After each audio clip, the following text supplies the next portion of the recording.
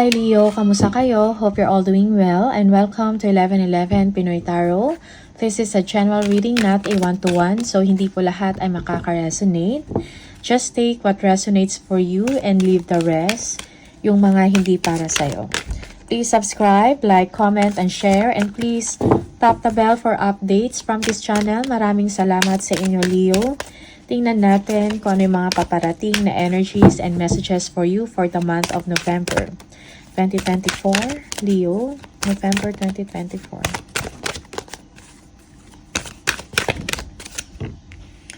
Okay, the wheel.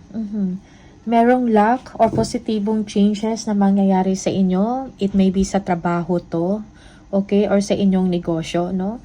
Merong swerte na darating. Yeah, yung iba sa inyo, merong opportunity na ibibigay, maybe a career opportunity, okay, an opportunity for advancement, okay.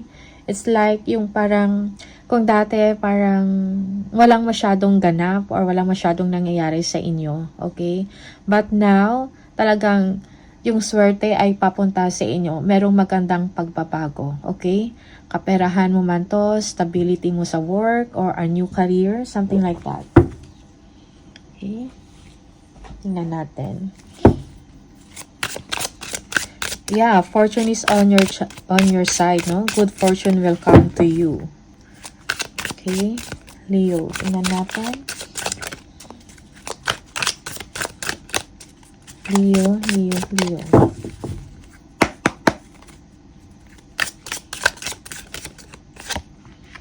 Okay. Okay, merong 3 of Swords. Yeah, it's time to move to a new direction for you, Leo. Yeah, merong someone dito na parang disappointed sa inyo or malulungkot, something like that. Merong separation na mangyayari, okay? It may be sa trabaho to. Yeah, for some of you, this is a change of job or a change of career. You are gaining strength, no? Yeah, for some of you, okay? Parang nagiging, parang you know what to do. Parang alam mo kung ano yung para sa'yo at kung ano yung tama para sa'yo, okay? Yeah. You don't want to be distracted because you will be pursuing your goals. Meron kang pupuntahan na mas stable, something like that, okay?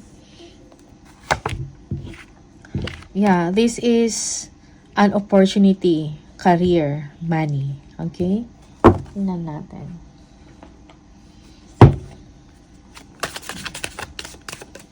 You have everything that you need, no? Leo, just protect yourself from distraction. Yung mga tao na parang nanggugulo sa inyo, okay?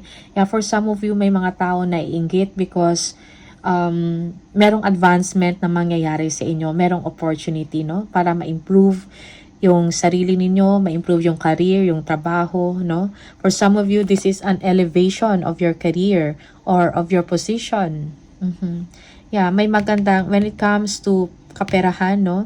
May good news dito about financial matters, okay? Yeah, also, this is a new challenge for you. Parang meron kayong pag-aaralan, maybe this a new field, a new company, okay? Or, yeah. Tingnan natin. 7 of Wands.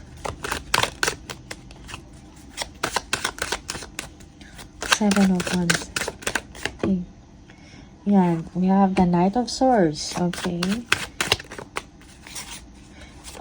Yeah, merong sudden, no? Sudden communication moving towards you. Okay.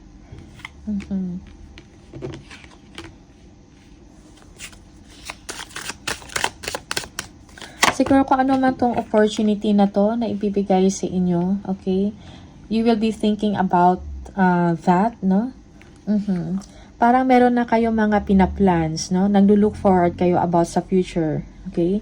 Yeah, yung iba sa inyo, you are asking friends or you are seeking advice, no?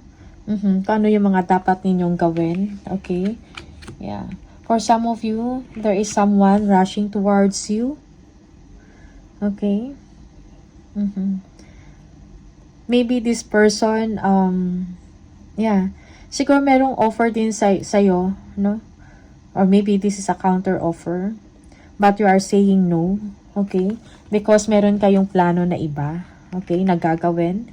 Yeah, maybe this is about career. So you need some time to think about kung ano yung mga offer na binibigay sa inyo, okay? So, yeah, you need to think things through, no? Think carefully before you make an action or before you make a decision. Okay? Yeah.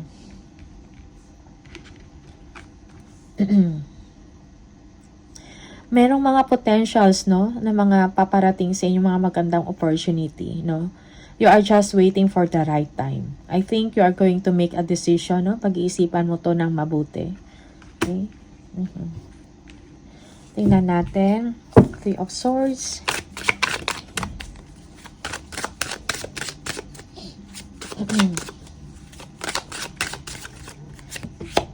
Yeah, the Wheel of Fortune. Merong magandang mangyayari sa inyo. Okay? Yeah. And parang it's a confirmation, a positive change for you. Okay? Yeah. May mga options, no? Magagandang options para sa inyo. Okay? But you need also to take time. Again, take time to review, no? Kung ano yung mga offers sa inyo, yung mga opportunities. Maybe if this is a new career, a new company, no? Tingnan mo nang mabuti, no? Yung kontrata, yung mga benefits, mga compensation. Okay? Yeah. Yeah, there is someone that is disappointed here because of a separation na mangyayari. Okay? Maybe you will be separating yourself from a company so that you will be able to start anew. Okay? Yeah, Queen of Cups, no? So, this is a chance for you na para i-further develop mo, no? Ang iyong skills, ang inyong sarili, i-upgrade. Okay? So, for some of you, merong separation na mangyayari para sa sarili mo. Okay? Kung ano man tong opportunity or pupuntahan ninyong direction, it is for your own good. Okay? It is for your own development. Okay? May mga bago kayong mali-learn dito, no? When it comes to finances, no, magiging maayos ang inyong sitwasyon. Yeah. Okay. Yeah, for some of you, listen to your intuition, no? Follow kung anong sinasabi ng inyong gut feelings, okay? So, a careful review and at the same time, do not procrastinate or do not waste your time, no? So, I think kailangan mo rin talaga mag-decision, no? Mag-decide, kumbaga. At the end of the day. Kasi itong mga opportunities na to, minsan lang to nadarating sa inyo. Okay? Yeah. Judgment. Tingnan natin.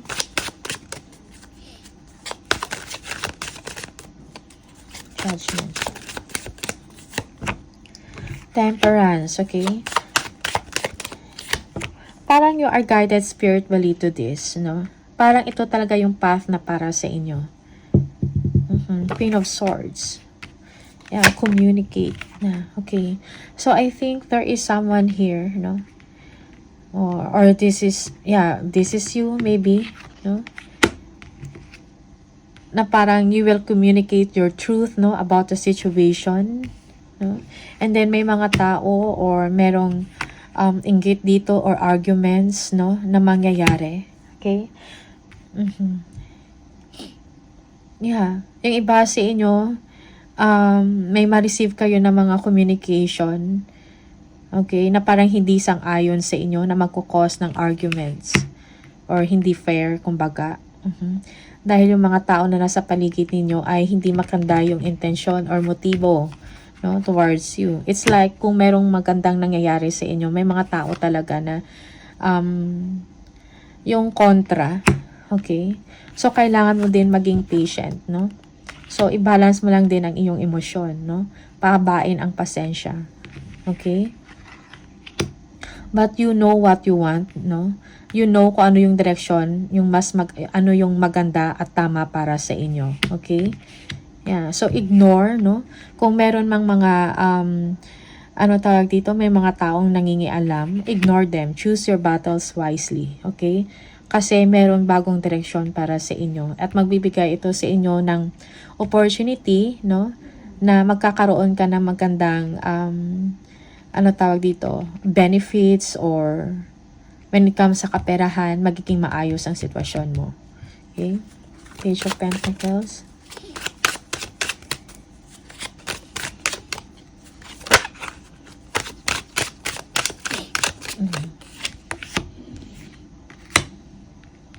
Siguro yung iba sa inyo, merong tao dito, maybe a superior o may mataas na rangko, no? Parang hindi sang-ayon sa decision mo. Okay? Yeah, strength, yes. So, merong power and stability sa inyo. Yung mga next mo na gagawin, itong bagong direksyon na to sa inyo. Magbibigay ito sa inyo ng stability in your thoughts, in your emotions, in your actions. Magbibigay sa inyo ng advancement, power. Alam mo yun? Yeah. Okay. Yeah, for some of you, ignore, no? Ignore mo yung mga, or forgive, no? Yeah. Yung mga tao na, kumbaga intindihin mo na lang, yung mga tao na nanggugulo sa inyo, kung ano man to, itong tao na to, yung Queen of Swords. Okay? So, release harsh judgment, kumbaga. Ignore them, no? Focus on your new direction, okay? Sa mga next mong gagawin, okay? Yeah, meron kayong mga bagong pag-aaralan, new field, no? A new company, a new industry. Yeah. Okay. Also, be patient also, no?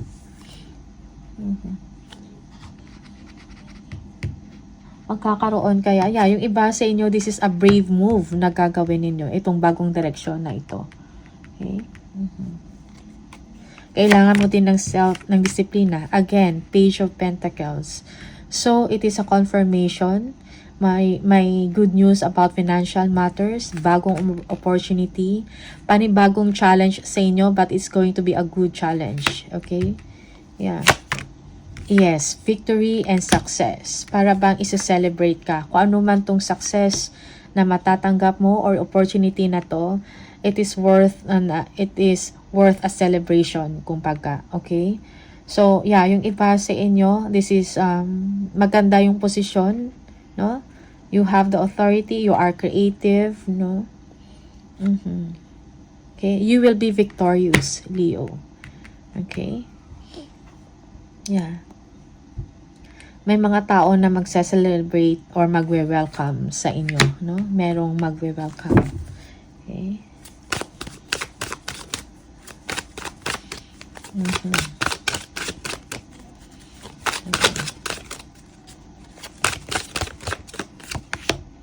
Yeah. So, merong ending, no? Okay. So, there is, magiging maayos ang iyong sitwasyon. Merong ending ng mga difficulties mo. Okay? Or ending ng isang sitwasyon na hindi na para sa iyo or hindi na makakabuti sa inyo. Okay? Yeah. So, may mga inggit, may mga nagbabackbite sa inyo. So, merong katapusan yan. So, things will be better now, no? For you. Okay? Yeah. So, again, you will be making a legacy, no? The world, no? So, parang mare-recognize ang inyong hard work. Okay? Yung mga pinagtrabahuan mo will be paid off, no? Parang it's time for you to level up, no? To move up. Okay? Magbibigay ito ng chance sa inyo na magbigay ng success when it comes to money. Yung mga pangangailangan mo at pangangailangan ng family mo will be well provided, no? There will be an increase of money, okay, for you. So, November is the month na parang swerte para sa inyo. Month of change, you know, a better change, a positive change, swerte, okay? Yeah, for some of you, there is an opportunity to work abroad, no? Overseas work, okay? An offer, merong travel, no? Not only locally, but internationally. Yeah. So, iwasan lang, no? So, do not overthink. Choose your battles wisely. May mga tao talaga na nangingialam, no? They are a distraction to you, no? Sa mga pangarap mo, sa mga goals mo. So, again, be patient, no? Move forward ka lang, move on to a new direction. Okay? Yeah. Tignan natin. Leo.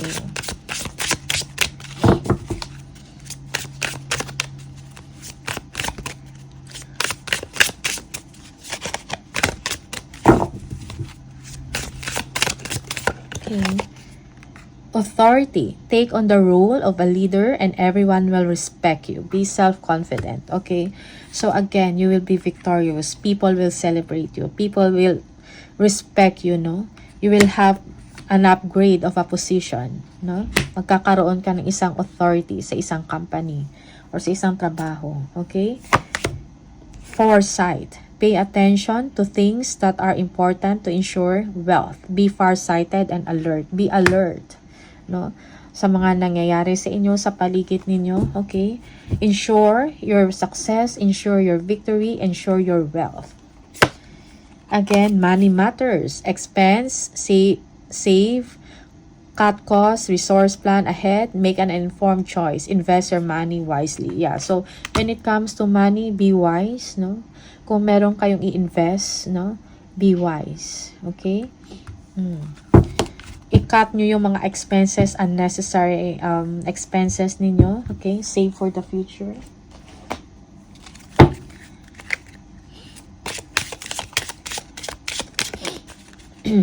Leo.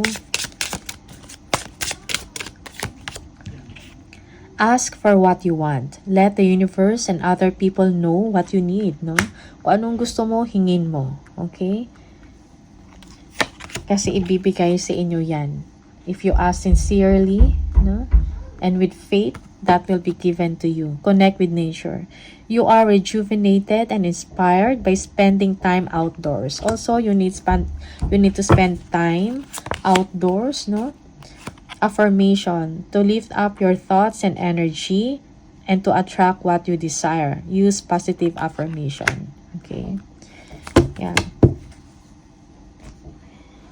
One more for Leo. Okay, so attract, no? Kung ano yung gusto mo, i-attract mo yan, i-claim mo na yan, and it will be given to you. Make positive affirmations, no? Believe, paniwalaan mo na mangyari sa iyo yan, and you will get it. Okay? If it is meant to be, it will be. You won't have to force, convince, or worry over it. Let it flow, let it be, and let it come to you. You are attracting everything you need. Trust the timing of your life. Okay? So, trust the process, trust the universe, trust the timing, no? Okay?